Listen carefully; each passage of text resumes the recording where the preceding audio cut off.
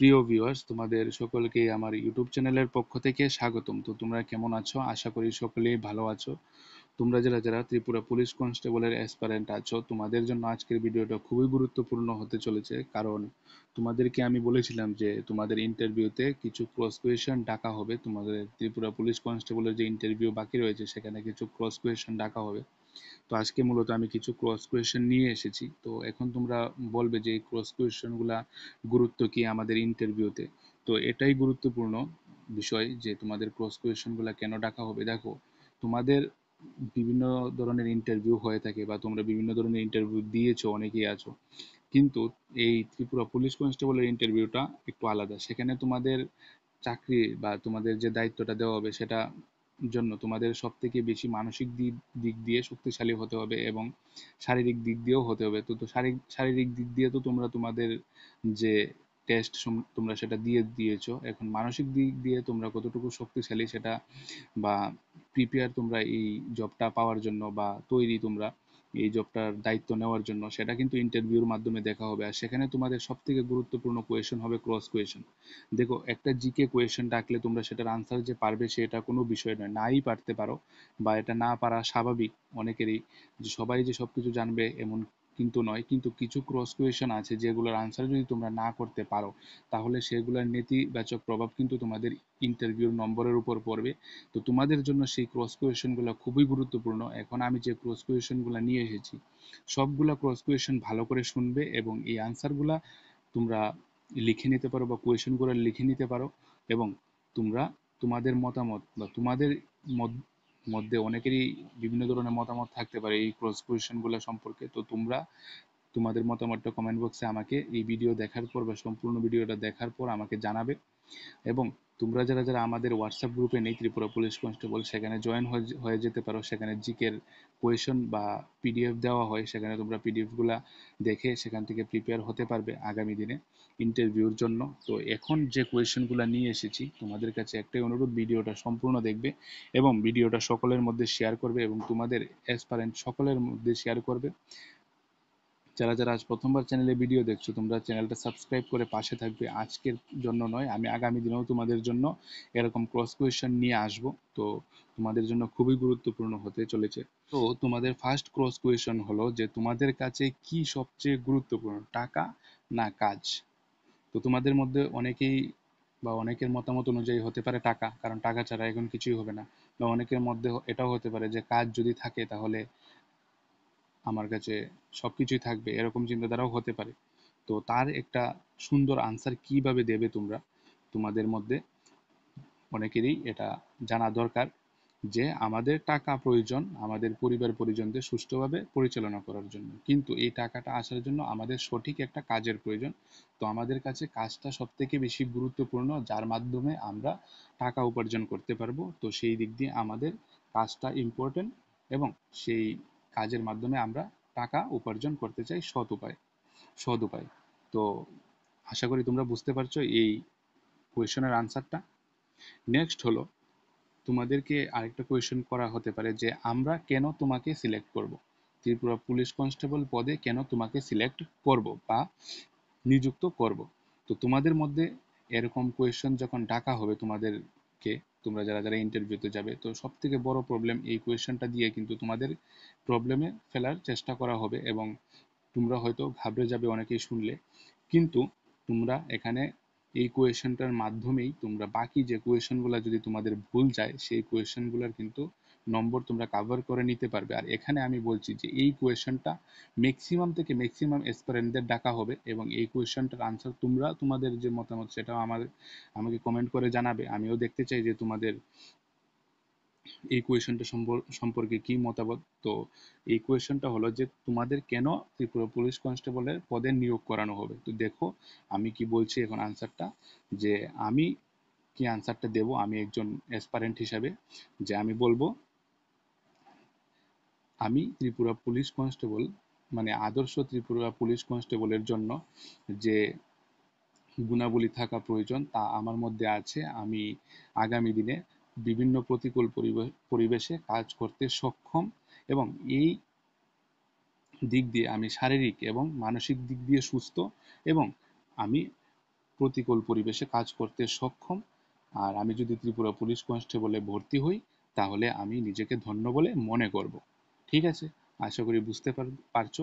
কারণ এটার এই আনসারটা দেওয়ার মানে হলো যে তোমরা কিন্তু শারীরিক পরীক্ষা দিয়ে দিয়েছো এবং তোমরা এটা কিন্তু প্রমাণ করেছো যে তোমরা শারীরিক দিক দিয়ে সক্ষম। এবার তোমরা মানসিক দিক দিয়ে তোমরা প্রমাণ করতে যাচ্ছ যে সেখানে তোমরা মানসিক দিক দিয়েও তোমরা কিন্তু সুস্থ এবং সবল। তোমরা আগামী দিনে এই কাজগুলা বা এই দায়িত্বগুলা গ্রহণ করতে চলেছো এবং খুব সুন্দরভাবে তোমরা কাজ করবে। সেটাই কিন্তু এখানে বলে দেবে যে আমি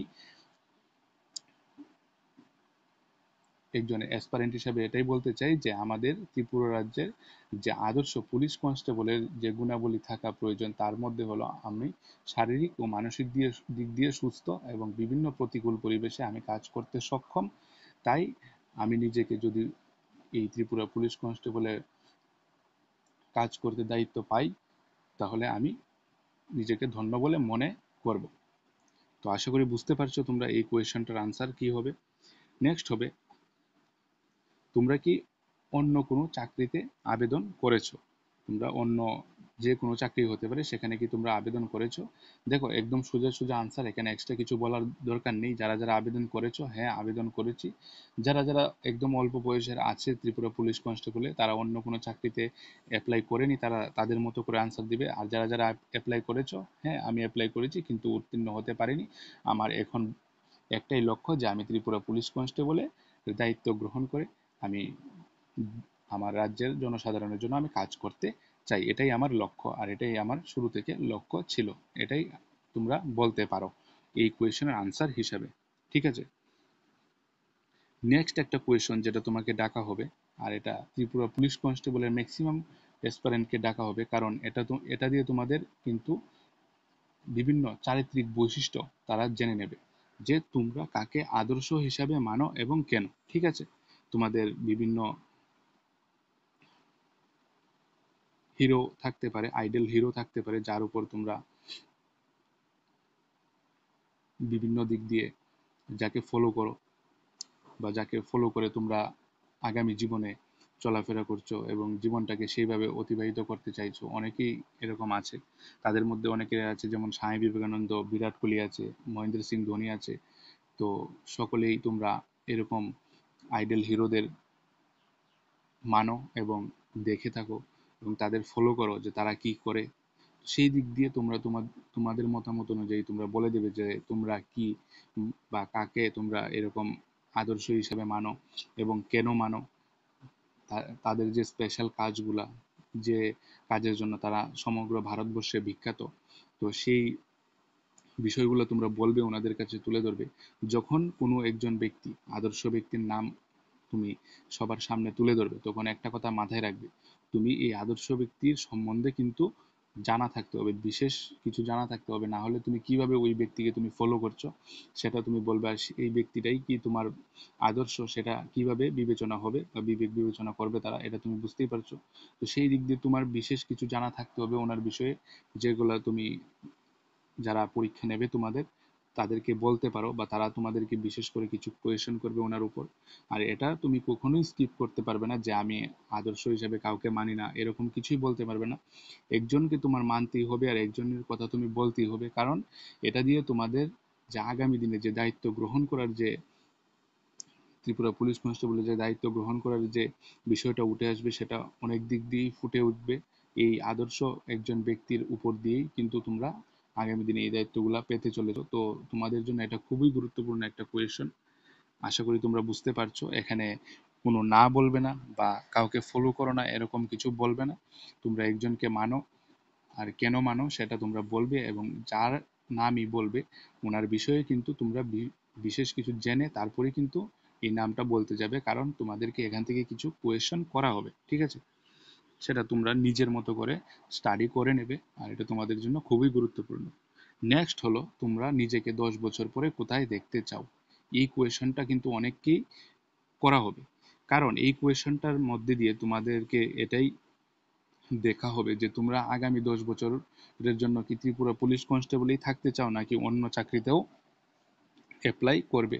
যদি তোমরা অন্য চাকরির বিষয় নিয়ে এখন থেকেই ভাবছো তাহলে তারা কিন্তু একটু দূরে সরে যাবে বা তোমাদেরকে এটাই ভাববে যে সে একজন ব্যক্তি যে অন্য চাকরির জন্য অ্যাপ্লাই করার কথা এখনই ভাবছে, যে জায়গায় ওরা ত্রিপুরা পুলিশ কনস্টেবলে থাকবে, তো সেই দিক দিয়ে তাদের সমস্যা হবে, শূন্যপদের সংখ্যা বাড়বে। তো তোমাকে কাজ না দেওয়ার বা এই কাজে দায়িত্ব না দেওয়ার সিদ্ধান্ত তারা নেবে। তো সেই দিক দিয়ে তুমি কি বলতে পারো বা সঠিক আনসারটি কি বলতে পারো, যে 10 বছর পরে, আগামী 10 বছরে তোমরা নিজেকে কোথায় দেখতে চাও? তো তুমি হয়তো বলবে এখন তুমি ত্রিপুরা পুলিশ কনস্টেবলের পদে নিযুক্ত হতে যাচ্ছ, বা নিজেকে এই পদে ভর্তি হতে দেখলে তুমি ধন্য মনে করো, এবং আগামী 10 বছর পরে তুমি এই ত্রিপুরা পুলিশ কনস্টেবলের যে দপ্তর, এই দপ্তরের মধ্যেই তুমি উচ্চ পদে এর জন্য প্রস্তুতি নেবে। যেমন আমাদের এএসআই, এসআই, এই পদগুলোতে তুমি নিযুক্ত হবার জন্য নিজেকে প্রস্তুত করবে আগামী দিনে, শারীরিক ও মানসিক দিক দিয়ে। এবং তুমি আগামী 10 বছর পরে এই পদেরই উচ্চ পদে তুমি নিজেকে দেখতে চাও। ঠিক আছে? এই ডিপার্টমেন্টেরই বা এই দপ্তরেরই উচ্চ পদে তুমি নিজেকে দেখতে চাও, এই ধরনের আনসার যদি তুমি দিতে পারো, তাহলে তারা ভাববে যে তুমি আগামী 10 বছর পরেও তুমি তাদের সাথে আছো এবং তুমি জনসাধারণের কাজের জন্য থাকবে। তো সেই দিক দিয়ে সেই আনসারটা করলেই তোমার যে ইন্টারভিউ বা মৌখিক পরীক্ষার উপর একটা পজিটিভ ইম্প্যাক্ট পড়বে। ঠিক আছে? তো এই ছিল আজ 4-5টি কোয়েশন, ক্রস কোয়েশন, যেগুলো তোমার ইন্টারভিউকে আরো সাফল্যমণ্ডিত করে তুলবে এবং সুন্দর করে তুলবে, এবং তোমার মেরিট লিস্টে নাম আসতে অনেক সুবিধা হবে, বা সেই দিক দিয়ে যারা পরীক্ষা নেবে তাদের মধ্যে একটা পজিটিভ ইন্টেন্ট আসবে তোমার প্রতি, এবং তারা তোমার বিষয়ে আরো অনেক কিছু জানতে পারবে, যে জায়গায় না তুমি জিকে 10টা কোয়েশন দিয়ে তোমার এই পদটা তুমি নিজের হাতে কেড়ে নিতে পারবে। ঠিক আছে? তো সেই দিক দিয়ে আমি তোমাদের বিভিন্ন কোয়েশন নিয়ে আলোচনা করলাম, 4-5টা কোয়েশন। সেই 4-5টা কোয়েশনের যদি তোমাদের মধ্যে আরো স্ট্যান্ডার্ড আনসার থাকে, তাহলে তোমরা আমাকে কমেন্ট করে জানাবে। এবং তোমরা আরো যদি কোয়েশন দেখতে চাও, তাহলে তোমরা চ্যানেলটা সাবস্ক্রাইব করে পাশে থাকবে। আমি তোমাদেরকে এটাই বলবো, যদি ভিডিওটা ভালো লেগে থাকে ভিডিওটা লাইক করে এবং সকলের মধ্যে শেয়ার করবে। ধন্যবাদ সবাইকে ভিডিওটি দেখার জন্য। দেখা হবে নেক্সট ভিডিওতে এমনই কোনো গুরুত্বপূর্ণ তথ্য নিয়ে, বা আগামী ক্রস কোয়েশনের ভিডিও নিয়ে, ইন্টারভিউর ক্রস কোয়েশনের ভিডিও নিয়ে। ধন্যবাদ সবাইকে।